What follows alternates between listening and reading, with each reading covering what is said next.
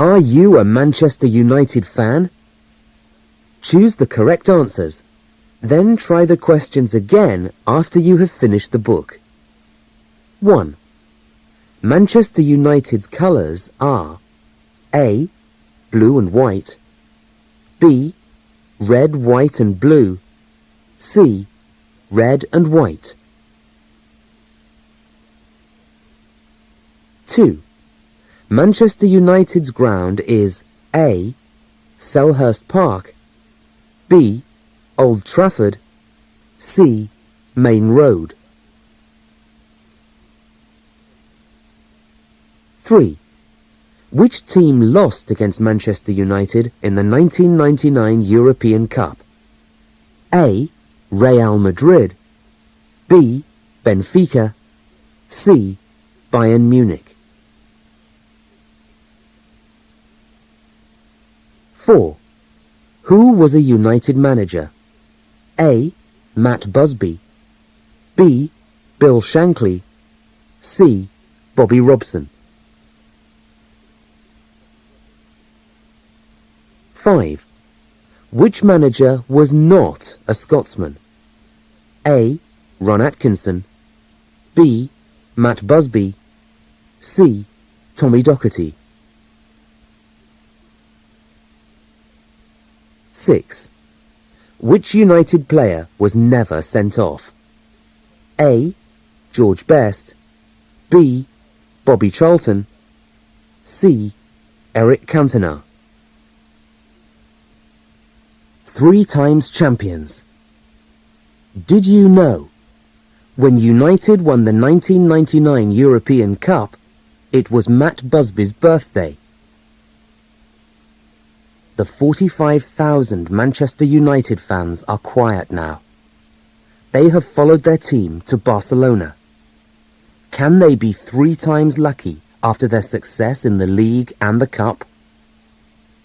We are already in injury time, and now they can only hope.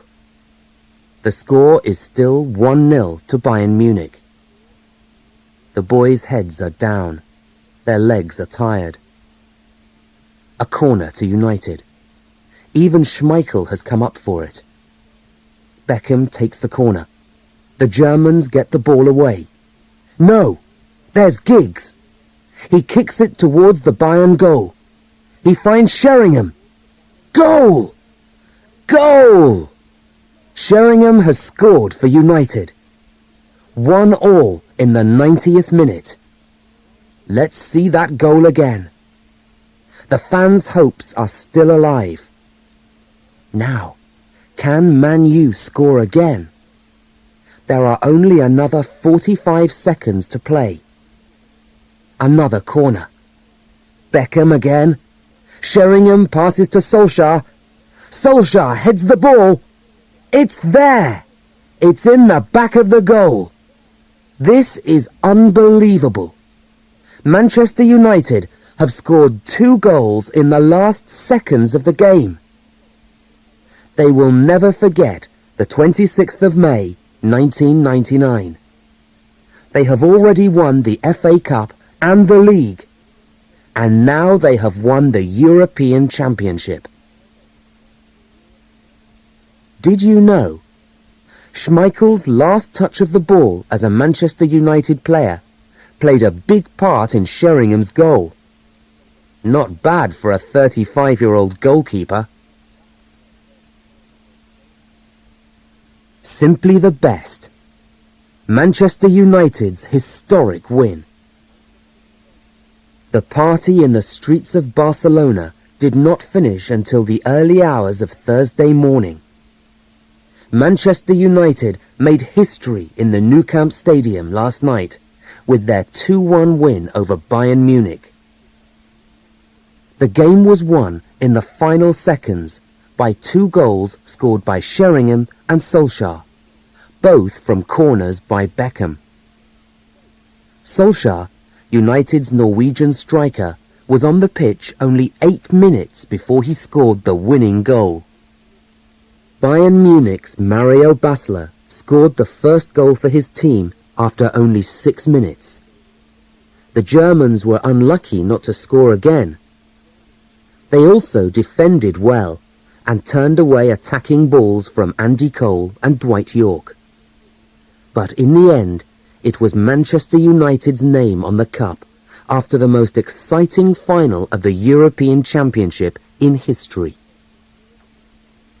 The Nou Camp Stadium was completely full last night, with a crowd of 90,000 excited fans. About 45,000 Manchester United fans made the journey south. Many were wearing the club's red and white. Another 5,000 fans were watching the game at the Manchester United ground on Old Trafford's big television. 16 million watched the game on British television, and about 500 million people watched on television around the world. More than for any club game ever. The party started immediately after the end of the game. The streets of Manchester were quiet and empty for 90 minutes. But then the fans poured onto the streets around Old Trafford.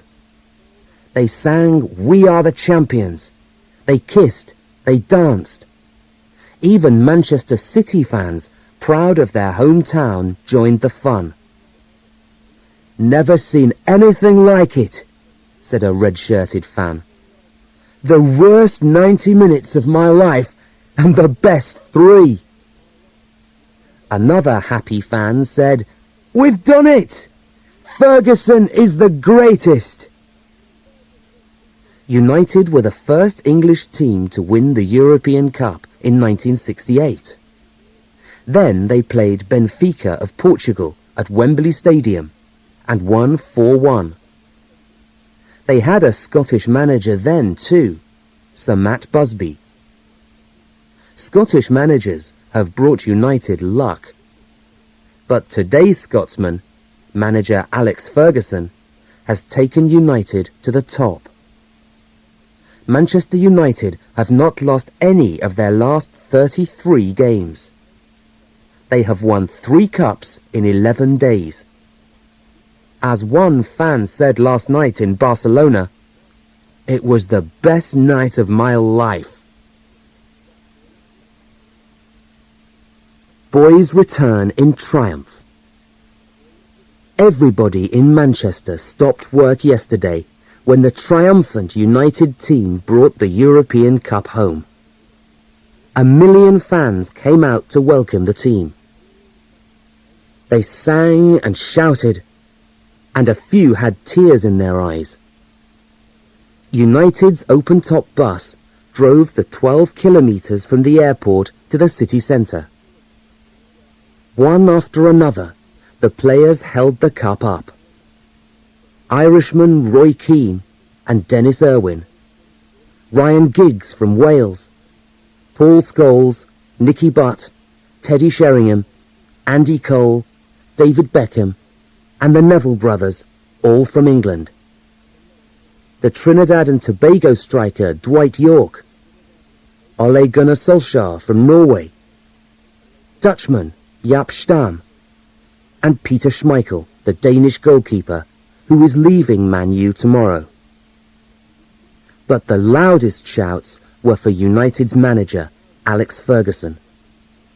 With 3 cups in 3 weeks, he is the most successful manager in football. He is also the best Manchester United manager since Sir Matt Busby. The fans think this is the greatest football team. The players think so too. They talked about the special spirit in the United team. Jaap Stam said, "We have scored a lot of late goals at the end of games this season. We did it against Liverpool, and we have done it here. I just think there is no better spirit than this." Ole Gunnar Solskjaer added, "The team spirit is unbelievable. We are all in this together. That is why I stay in Manchester." The crowd stayed in the city centre until late in the evening. Everyone was wearing red and white. Everyone was talking about Wednesday's game. Nobody will forget this night. Perhaps we are a little sorry for Manchester City, but the City fans were keeping quiet. They were probably at the street party too. Tactics. A 1960s team from Busby's time, playing 2-3-5. 1. Goalkeeper, Alex Stepney. Defence. Fullbacks. 2. Right back, Shea Brennan. 3. Left back, Tony Dunn. Defence. Midfield. Half-backs. 4. Right half, Pat Crerand. 5. Centre half, Bill Fuchs. 6. Left half, Nobby Stiles. Forwards. 8. Inside right, George Best. 10. Inside left, Dennis Law. 7. Right winger, Johnny Aston. 9. Centre forward, Bobby Charlton. 11. Left winger, David Sadler. The backs stayed near the goalkeeper. They played behind the wingers all the time. There was only one centre half. The same numbers always played against the same numbers in the other team. Number 2, the right back, always played against the other team's left winger, number 11. The right half and left half, numbers 4 and 6, always played against the other team's inside right and inside left, numbers 8 and 10. The number 5, centre half, always played against the other team's centre forward. Tactics were usually the same in every game. The defence gave the ball to the inside forwards. The inside forwards passed to the wingers. The wingers kicked the ball, usually in the air, to the centre forward. And the centre forward scored, usually with his head. Tactics. A 1990s team from Ferguson's time, playing 4-2-4. 1. Goalkeeper, Peter Schmeichel. Defence. 2. Right back, Gary Neville. 4. Centre back, Ronnie Johnsen. 5.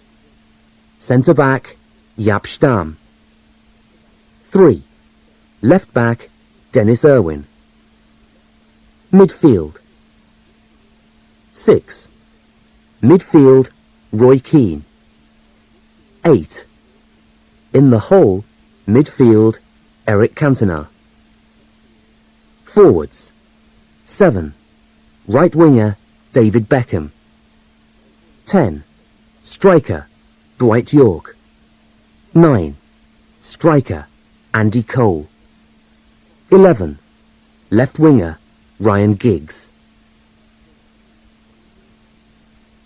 Man U's fullbacks do not stay back. They are very important attacking players. They give the ball to the wingers, and then they can run in front of the wingers. Gary Neville and David Beckham play very well together like this. There are 2 centre halves.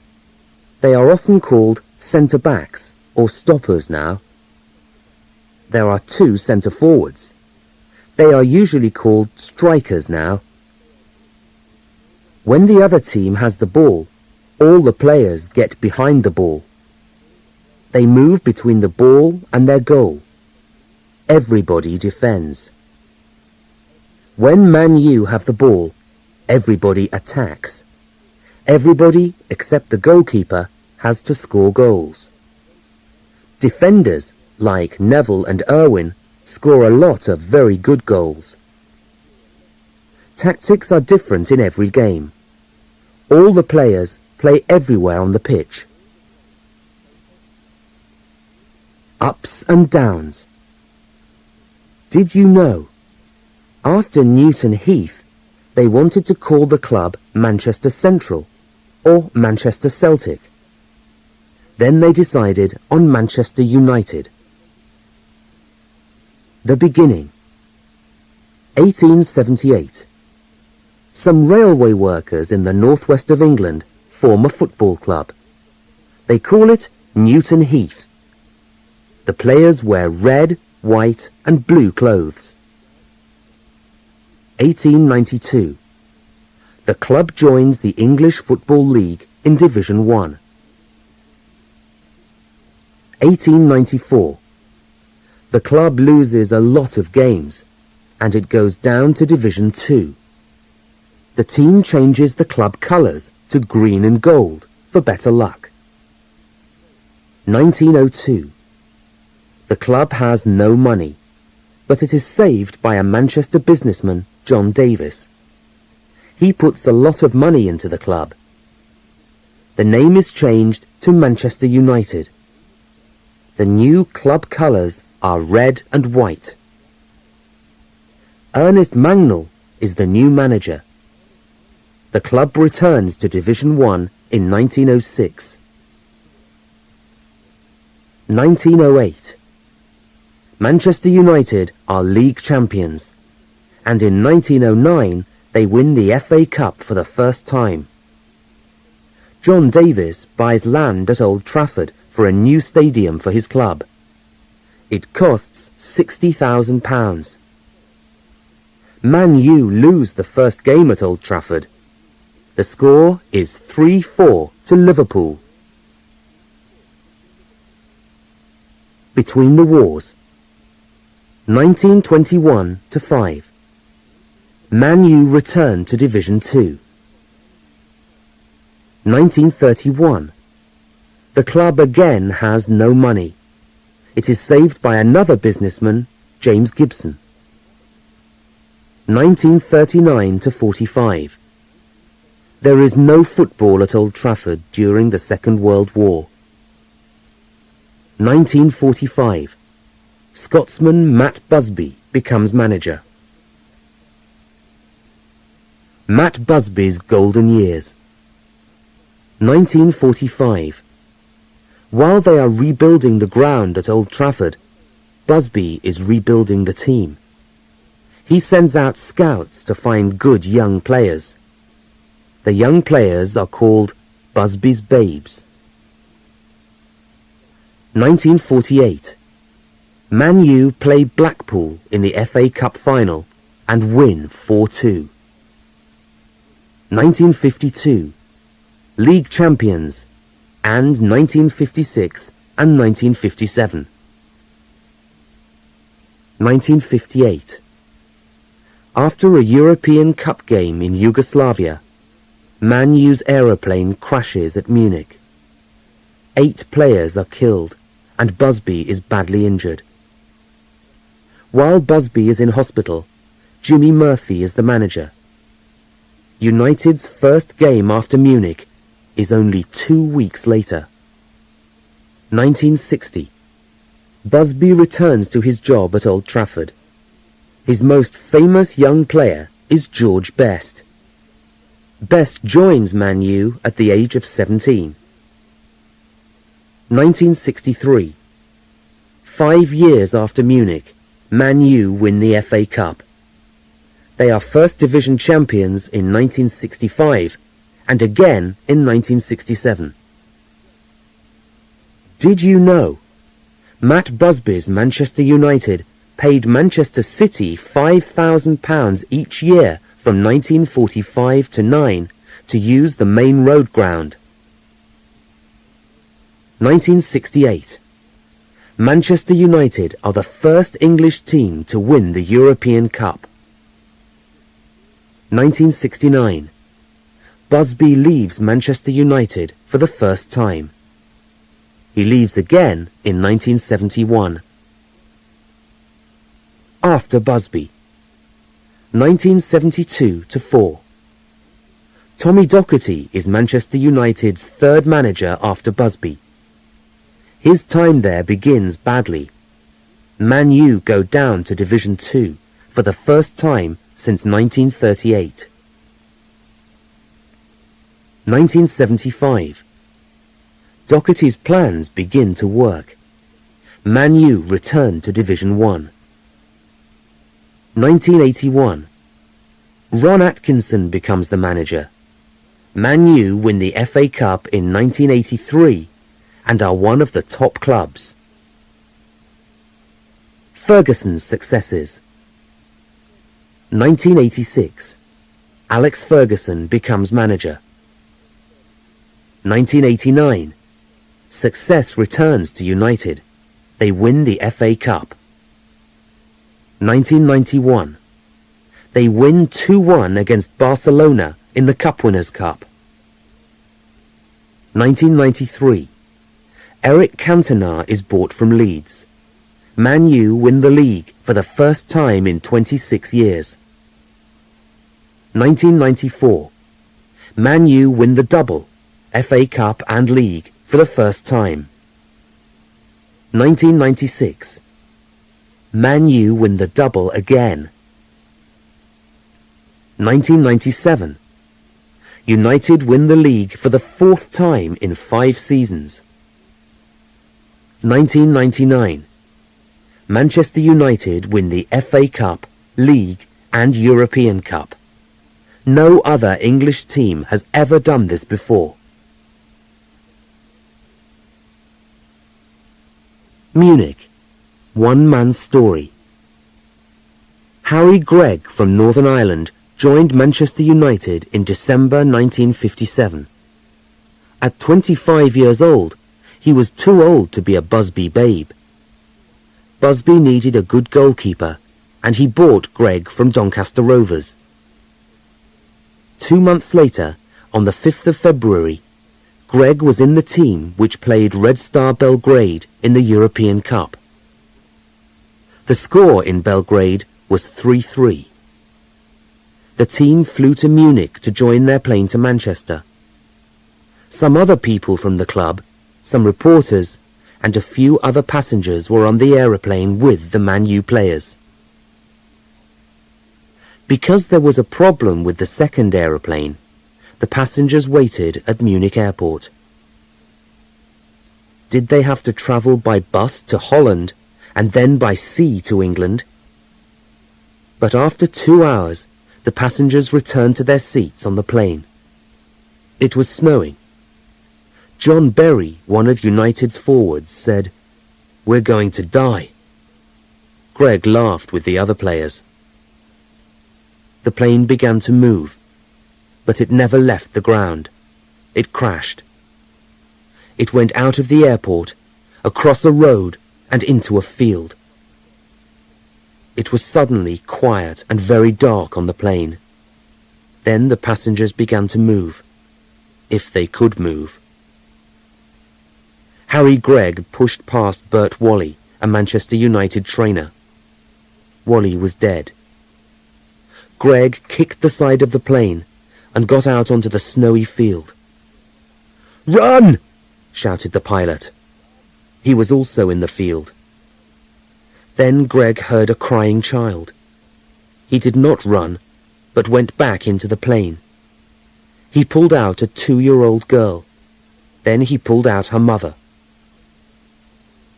There was a danger of fire in the plane, but Gregg returned again. He found Man U's Dennis Viollet and Bobby Charlton, and pulled them out too. Then he saw Matt Busby. Busby was lying on the ground in the snow. He was in pain, with injuries to his chest and legs. Jackie Blanchflower was lying near him, and Roger Byrne was lying on top of Blanchflower.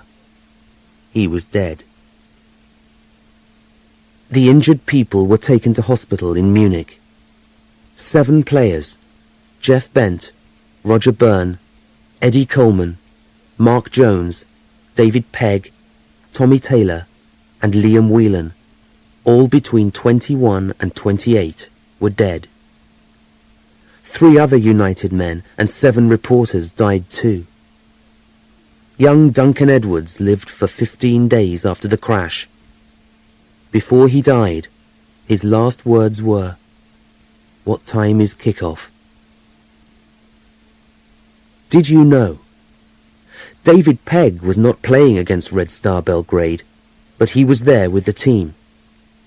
He died at Munich, aged 22. The next Manchester United game was played on the 19th of February against Sheffield Wednesday. Two players, Bill Fuchs and Harry Gregg, travelled back from Munich and played in that game. United won 3-0. Manchester United reached the FA Cup final that year. They played against Bolton Wanderers. A year before Munich, when Bolton Wanderers won the cup against United, Roger Byrne said, "We'll be back next year." They were back, but without Roger Byrne. He was killed at Munich. Everybody in the country except Bolton Wanderers fans wanted United to win, but they lost 2-0. Harry Gregg will always remember Munich and his friends who died, but nobody can ever forget Munich. Matt Busby stayed in hospital in Munich for 71 days. John Berry, "We're going to die," did not die, but he did not play again. Gregg played for United until 1966. He has met the little girl from the plane again. 40 years after the Munich airport accident, Vesna Lukic came to Manchester to remember the team of 1958. Did you know? 40 years after the Munich crash, Roger Byrne's son, also Roger, left flowers in memory of his father and the team at Old Trafford. The great players. Duncan Edwards, born 1936, died 1958. Duncan Edwards was the best schoolboy player of his time. He was the best player in the 1958 Manchester United team. Some people think that there has never been a better English player.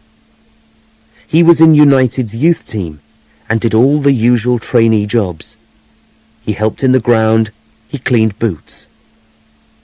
On the 4th of April 1953, Matt Busby said, "Get your boots on. You're playing against Cardiff City this afternoon." Edwards was the youngest footballer in a Division 1 team. In 1955, Edwards became the youngest English international player when he played for England. This was a record until Liverpool's Michael Owen played for England in 1998. Training is important today, but in the 1950s, players just ran around the pitch 4 or 5 times. Not Edwards. He ran around the pitch 10 times. He was a strong man and a good fast runner. He usually played half-back, but he was good in any position. Once, playing at centre-forward for the England under-23s, he scored 6 goals. He could do anything and everything with the ball. Manchester United always played better when he was in the team. When Edwards died from his injuries after the Munich crash, he was only 21. Bobby Charlton, born 1937. Bobby Charlton comes from a footballing family. 3 uncles played for Leeds United. Another uncle was a Leicester City player. A cousin played for Newcastle United, and his older brother Jack became a Leeds United player. When Charlton was playing for England schoolboys, about 18 clubs wanted him. But he wanted to wear the Man U shirt. He first played at Old Trafford in 1956. This was the beginning of 17 years as a Man U player.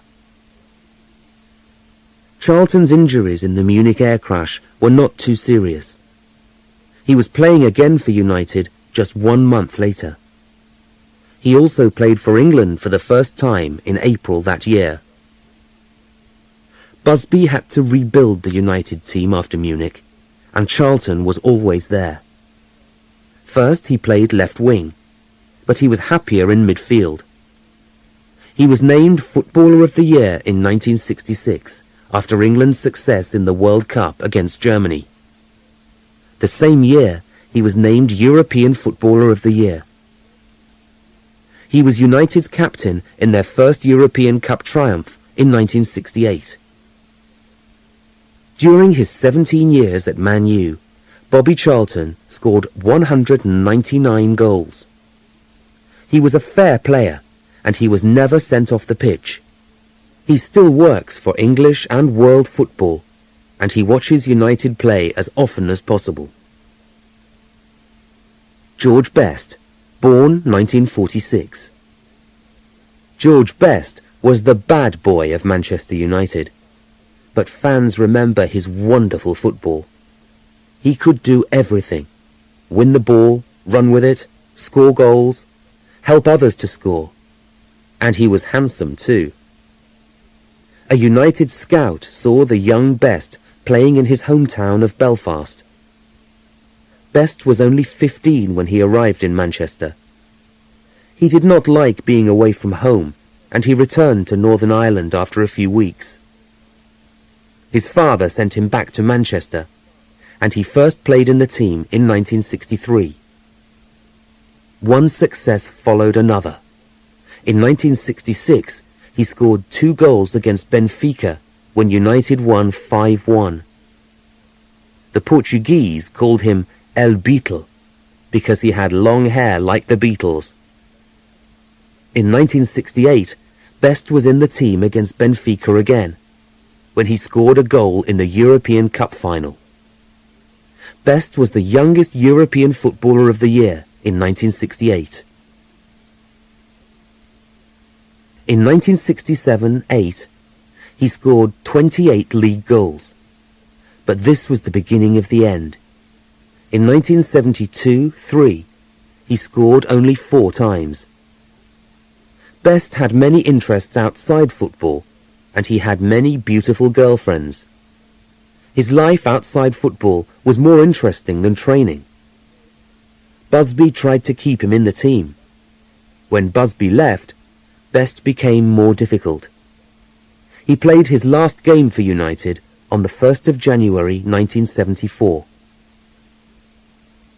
Denis Law, born 1940. When Scotsman Denis Law was 15, he joined Huddersfield Town.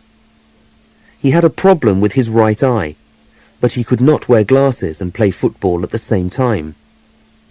He played with one eye closed, so Huddersfield paid for him to go to hospital.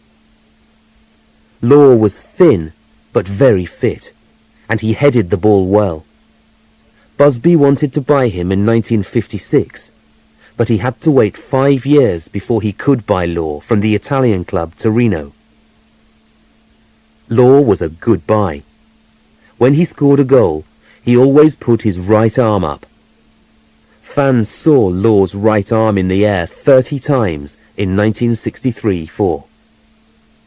He was named European Footballer of the Year that year. But Law was unlucky in 1968. He was in hospital and missed the triumphant European Cup final. The next day, Busby brought the European Cup to Law's hospital bed. When Tommy Docherty became United's manager, Law went to Manchester City. In the 1974 City game against United, he scored with the back of his foot. Law's goal sent his old club down to Division 2. Eric Cantona, born 1966. Frenchman Eric Cantona played for 6 French clubs in the same number of years before he signed for Leeds United in 1992. The Leeds fans loved him. They shouted, "Ooh, ah, Cantona," every time he played. But Eric was unhappy there. 6 months later, he moved to Man U, and the United fans began to shout, "Ooh, ah, Cantona," and call him the King. Cantona, with his wonderful football, became a favourite with the fans, and for the next 5 years, success returned to Old Trafford. In 1994, United won the double for the first time, and Cantona was the first foreign player of the year in England. But Cantona was a difficult man. He became angry very quickly.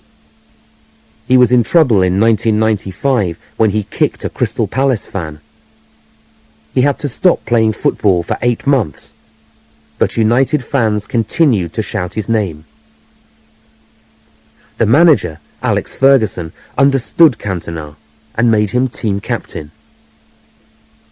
Cantona left football in 1997 and has acted in a few films, but he is still interested in Man U. He watched the European Cup game against Real Madrid in April 2000, and after the game he talked to Man U fans for an hour. Did you know? Manchester artist Michael Brown painted a picture of Cantona and other United players called The Art of the Game. Cantona bought the picture. Ryan Giggs, born 1973. Ryan Giggs signed schoolboy forms for Manchester United when he was 14.5 years old.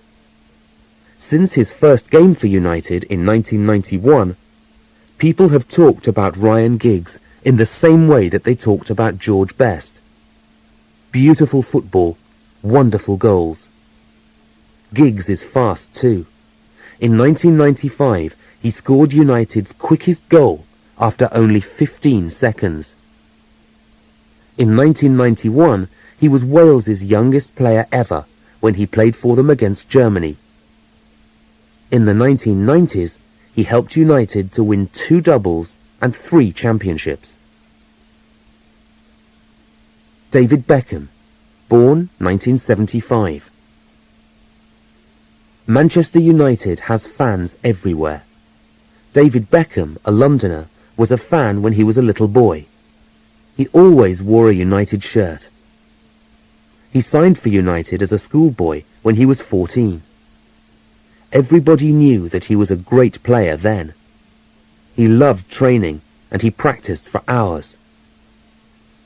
In 1996, Beckham scored an unforgettable goal.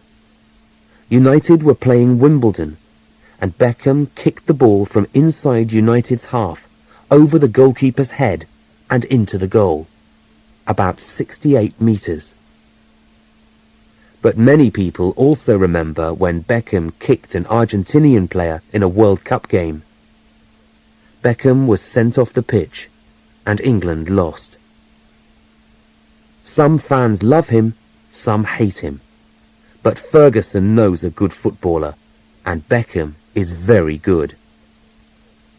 Beckham has a famous wife, Victoria Adams, posh spice of the Spice Girls. Their pictures are always in the newspapers.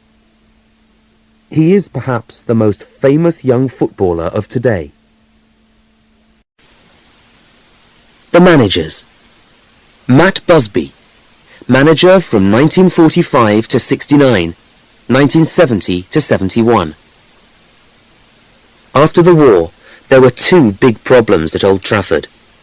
Nobody could play football on that ground, and there were very few players. The first problem was easy. United played at Manchester City's ground, Main Road. The second problem took time. Busby sent his scouts to streets in big cities and to sports clubs. They were looking for boys who could play football. This was the beginning of Busby's Babes, the famous team of the 1950s. Managers then were usually not very interested in training, but Busby was an unusual man. He put on his sports clothes and trained with his footballers. Sadly, Busby lost some of his best young players in the Munich air crash. He began again, looking for new young players, but he also bought players from other clubs. Success followed. United won the First Division twice, the FA Cup and the European Cup. Tommy Docherty, manager from 1972 to 7. Tommy Docherty, another Scotsman, was a different kind of manager. They called him the Doc, and he was like a doctor. He sometimes gave bad-tasting medicine to the players. By the 1970s, United was a rich club. The Doc could spend a lot of money on successful players. He sold the older United players and bought good young footballers. For example, he bought George Graham from Arsenal. Graham was the first of 9 Scottish players who were bought by Docherty. At first there were problems. United went down to Division 2. "We'll be back," Docherty promised. The next year, United were in Division 1 again. The Doc's biggest success was the 1977 FA Cup. He lost his job 2 weeks later when he left his wife for another woman.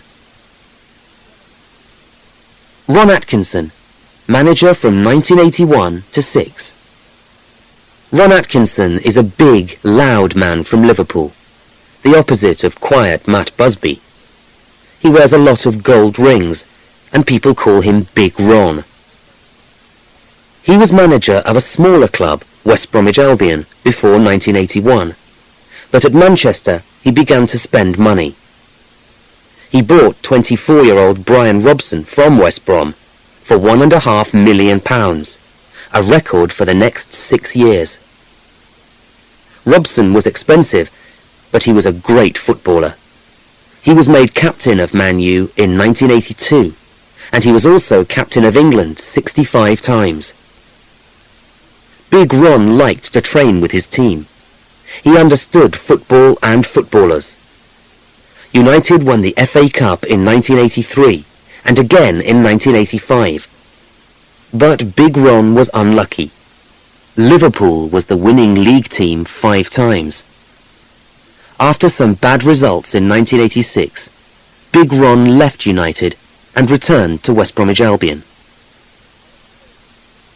Alex Ferguson, manager from 1986. Aberdeen was a very successful team in the Scottish League when Alex Ferguson was manager. He left Aberdeen for Manchester United when Big Ron left. Under Busby's management, United had a good youth training programme. Ferguson wanted to continue this and make it bigger. He wanted more scouts, more young players, more training. Success did not come immediately, but look at the Manchester United players who have come from the youth training programme. A Manchester United youth team. 1. Goalkeeper, Gary Walsh, from 1986 to 94. First played aged 18. 2. Right back, Gary Neville, from 1992. First played aged 18. 4. Centre back, Eddie Coleman, from 1955 to 8. First played aged 21. 5. Centre back, Bill Fuchs, from 1952 to 70. First played aged 20. 3. Left back, Phil Neville, from 1995. First played aged 18. 8. Right midfield, Bobby Charlton, from 1956 to 73. First played aged 18. 6. Left midfield, Duncan Edwards, from 1953 to 8. First played aged 16. 7. Right wing, David Beckham, from 1992. First played aged 17. 10. Striker, George Best, from 1963 to 74. First played aged 17. 9. Striker, Mark Hughes, from 1983 to 6. First played aged 20. 11. Left wing, Ryan Giggs, from 1991. First played aged 17. Ferguson is always looking for young players. If they are really good, they can play in the first team. But at first, only once. David Beckham first played for United in 1992 Then he waited until 1994 before he played in the first team again. He scored a goal against Galatasaray in a European Cup game. Ferguson keeps his young players hungry to play. Sometimes they train with the first team for 2 or 3 days. Then for 2 weeks they do their training with the youth team again. They never know if Ferguson is watching. He is looking for good football, but also for hard work in training and in games. Managers usually sell players when they are getting old and past their best. Ferguson often sells players before that. When a player is playing very well, the price for him is high. For example, Ferguson bought 21-year-old Paul Ince from West Ham United for about £2 million in 1989. Ince became an excellent midfield player, and he was made England captain against the United States in 1993. But in 1995, Ferguson sold him to Inter Milan. Ferguson had 3 very good midfielders, Ince, Butt and Keane, so he could sell one. The price was £7 million, a record for United. But Man U buy players too. A favourite United forward, Mark Hughes, was sold to Barcelona by Ron Atkinson in 1986.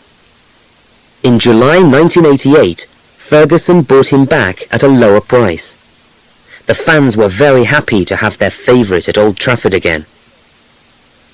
Under Ferguson, Manchester United pay a lot of money for the right players. Ferguson noticed Andy Cole at Newcastle United. There, he scored 41 goals in a season. Ferguson paid £6.25 million for him in 1995.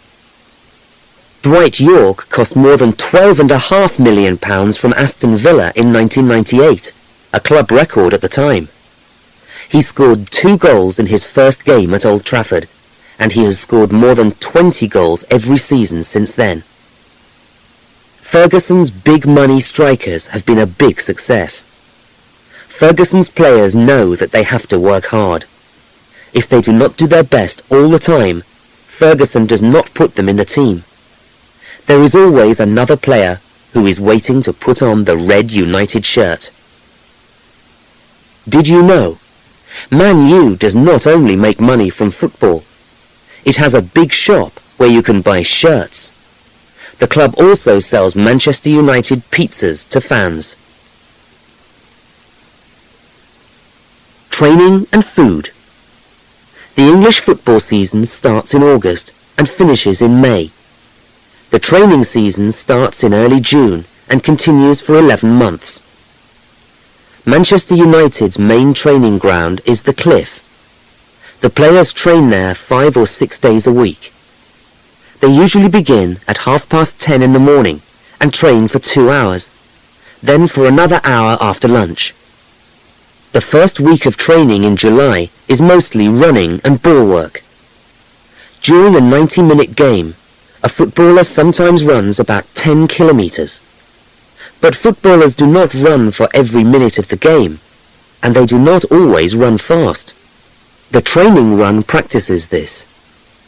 The players run 100 metres quite slowly, but then they run faster, and then very fast.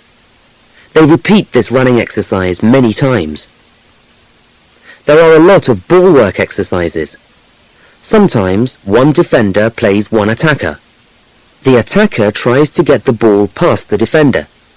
The defender tries to stop him and to get the ball. In another exercise, each player has a ball and tries to keep it up in the air for as long as possible. He can use his feet, head, chest and knees.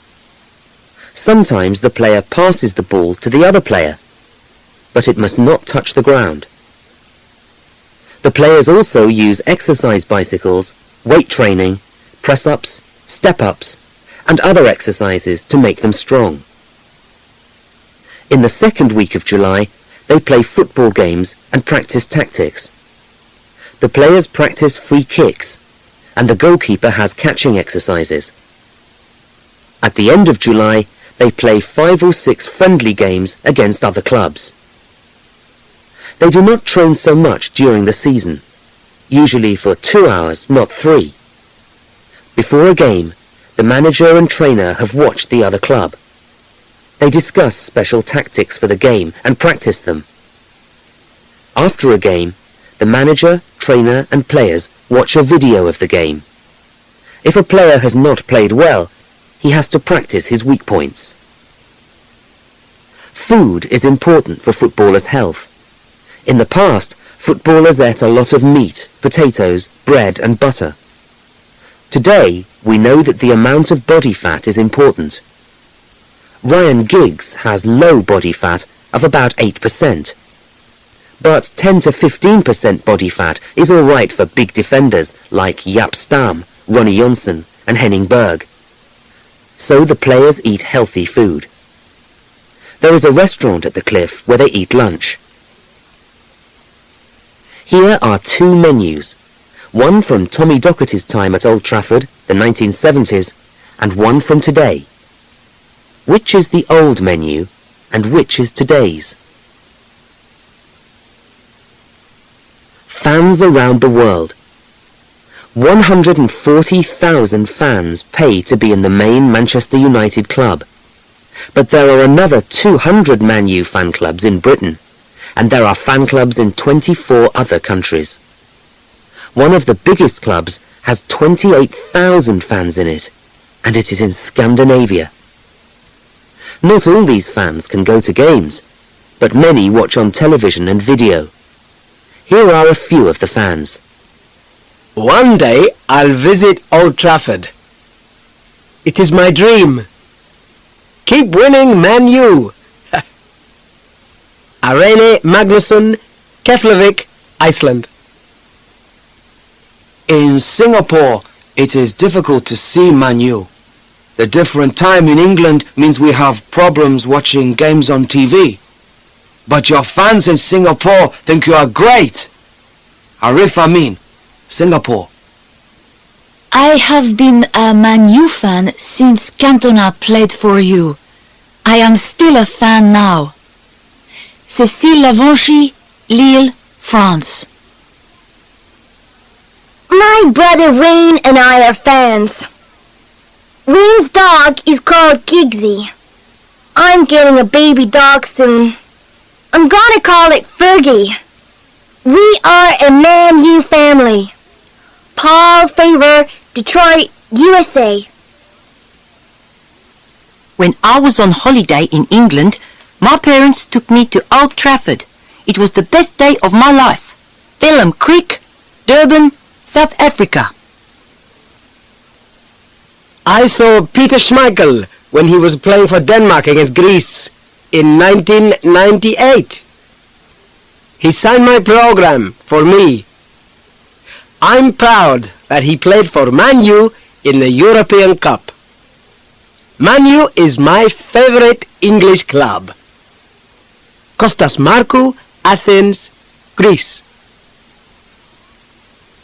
I had to stay up until 5 in the morning to see the European Cup final on Australian TV. I was tired at school next day. Greg Rinstead, Sydney, Australia. Hundreds of fans from all over the world visit Old Trafford every year.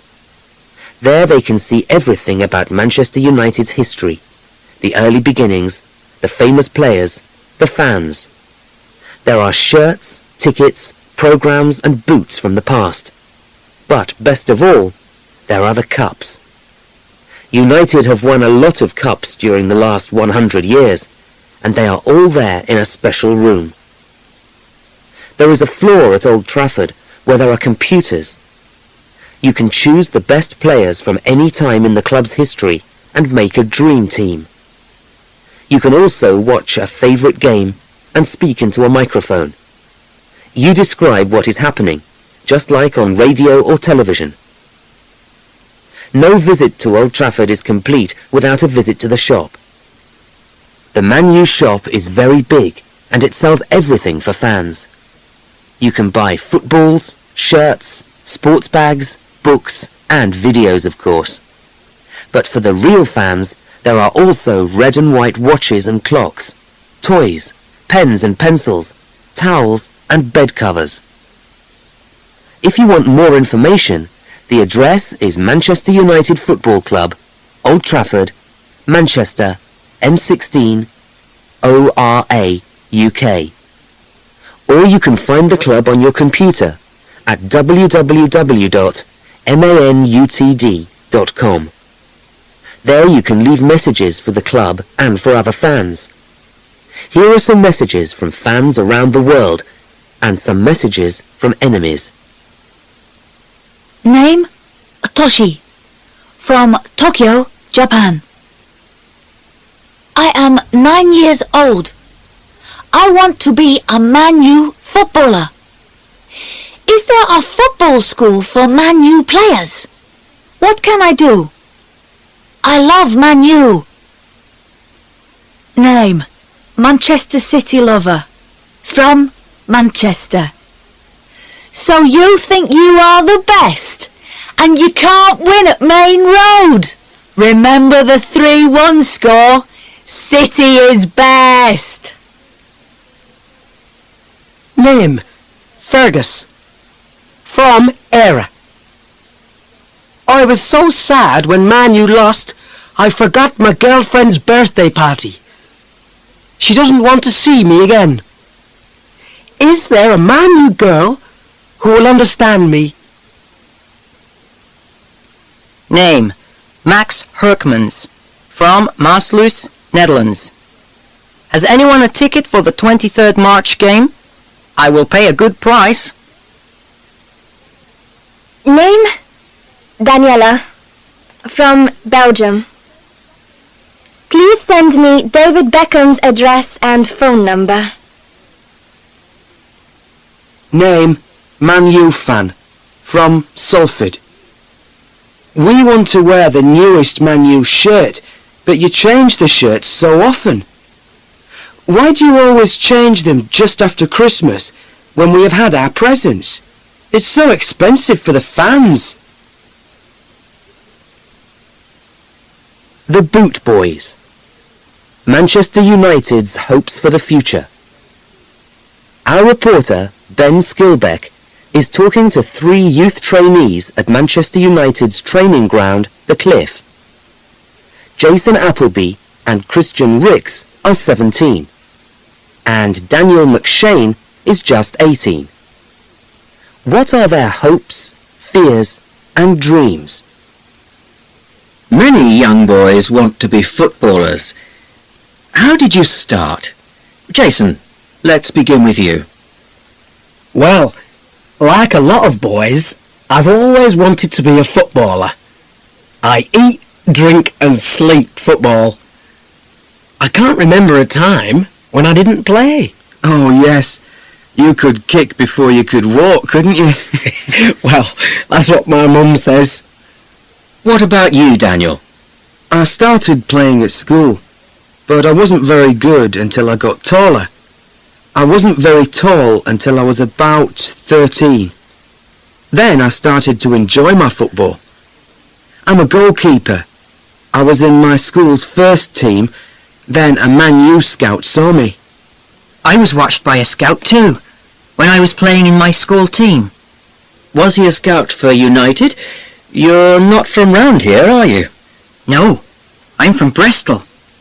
The first scout was looking for good schoolboy players for Bristol City. Then, later, a Man U scout saw me. I signed a schoolboy form for Man U when I was 14. What happened then? Nothing really. I stayed at home for another 2 years. I only came to Manchester when I was 16. Yeah, I signed the form at 14 too, and started training at 16. You can't play too much when you're young. It's dangerous while you're still growing. Do you still live at home, Jason? Yeah, I'm from Wilmslow. It's only down the road from Manchester, but I have to get up at 6 o'clock. My dad drives me to the ground, and we start at about 8:30. Where do you live, Daniel? Are you still with your family? Not exactly. I'm from Southport, and it's a bit far.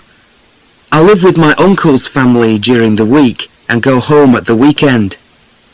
I live with a family in Manchester. I don't see my mum and dad very often. I miss them. And my girlfriend, Emma. Yes, I'm sure it's difficult. I think George Best went home to Belfast, but he came back to Manchester again, and the rest is history. Do you two boys have time for a girlfriend? I have time, but the girls don't like going out with trainees.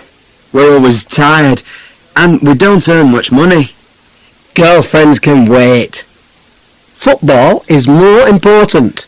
Okay, tell me, Daniel, what does a trainee do every day? Do you just play football? No, first we put everything on the team bus, and we come to the cliff. Our weight is checked every day. Yes, we mustn't eat too much. Then we tell the trainers if we have any injury problems. Then at about 10 o'clock we do our training. You know, heading, passing, ball work, that sort of thing. Do you do that all day? No, we stop for lunch. Then, my favourite bit of the day, I don't think, cleaning boots. Yeah, we clean everybody's boots.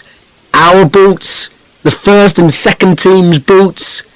It's a dirty job, but somebody has to do it. Yes, I know, but it's every day. No, it isn't. We don't clean boots on Wednesdays. Why? What happens on Wednesdays? The worst day of the week. We go to college. It's not so bad. I like it. And what are you studying? Nothing very interesting. I'm doing business. It's quite interesting. I'm learning the business side of sport too. I just want to play football. Yes, but if you have a bad injury, what will you do if you can't play? You have to earn money. What can you do then? Let's hope that doesn't happen. Now, Daniel, you're already 18. Tell me, what's going to happen next? This is frightening. United will sign me in 2 weeks, but only if they think I'm a good player. If not, well, I don't know. I'll have to think again. Perhaps another club will sign you, like Ryan Giggs. He was a trainee with Manchester City. Right. And then Man U signed him before City decided. And what about Ole Gunnar Solskjaer? He was playing in Norway's 3rd division when a Man U scout first saw him. You never know when a scout's in the crowd. There are always other football clubs. No, there aren't. For me, there's only one club, and that's Man U. So what will you do, Jason, if United don't sign you? They will sign me. I'm a trainee here for another year. I'll work every minute to play better and better. I'm going to succeed. Oh yes, our Jason is hungry for success. Okay, boys. To finish, tell me your favourite Man U players, past or present. Christian. I don't have to think. It's Eric Cantona. He played wonderful football. Because I'm a goalkeeper, I like Peter Schmeichel. When he was good, he was great. I choose David Beckham. He's my favourite. Well, thank you, boys. We hope to see your names in the Man U team very soon. Good luck, all of you.